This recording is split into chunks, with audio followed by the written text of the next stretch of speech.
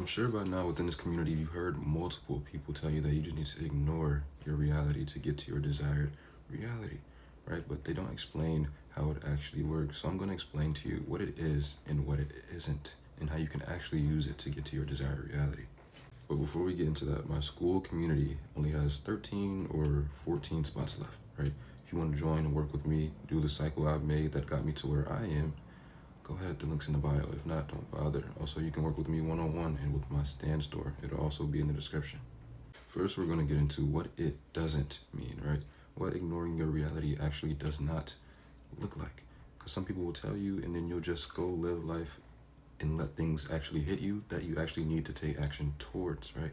It doesn't mean go act like things don't exist or don't pay that bill because maybe one day it'll get paid or stupid stuff, right? You shouldn't be pretending that reality isn't happening, because reality is just a reflection of you at the end of the day. It's reflecting your identity, your perception, reflection, perception, right? We know these things. So the current reality that is happening, it is actually happening, but it's happening because of who you are being. So if you're going to ignore it, you're going to pretend that it's not there, right? But pretending or ignoring something is you giving it attention. It is you saying, yes, this is there. I'm just going to act like it's not. But the things you give your attention to within that current identity are what's manifesting.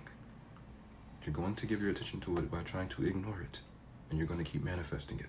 So that reality is going to keep you in an endless loop of you being the same person because you think, if I don't look at it, it won't hit me. That's not what it looks like. So instead of trying to just act like it isn't there, or act like you aren't there, because reality is just you. You are manifesting who you are being. I hope everybody understands that. Instead of trying to act like you aren't witnessing yourself, you need to accept who you currently are and actually dig deeper and see why you are being this person and why you are getting these things reflected back to you, right? So once you understand and accept where you currently are, then you can make a change. You can't change something you don't know how to change, or you don't know what to change. So you don't need to ignore. You just need to accept and then change, right? Because it was always you. It doesn't mean ignore and lollygag and act like stuff isn't there. It means not letting the things that you are seeing dictate your identity, right? Even if you have circumstances that go against what you want, or you see things that you don't like, you can recognize that we are fourth dimensional, that whatever we see, whatever we tell our brain is true, whatever we expect, whatever we put our attention on is what will be reflected in our reality. So even if I don't see it yet, because I know everything outside of me that I'm currently seeing is just a past reflection of the old me, I'm going to break down the old me. And I'm going to figure out how to get to the new me. And I know there's going to be space, right? The old reality has to catch up to the new one, but I can instantly transform by a decision, right? I can instantly transform to the person that I want to be in the fourth dimension with a simple decision. And what I'm seeing from the old me, I will not let it affect me, right? Say I have money problems. The old identity has money problems. Well, once I go up here and decide that I no longer have money problems, that money comes to me easily, that I make money effortlessly, that my wealth increases every day, that I always have more than enough, right? Those are all instant actions. Those are all instant decisions.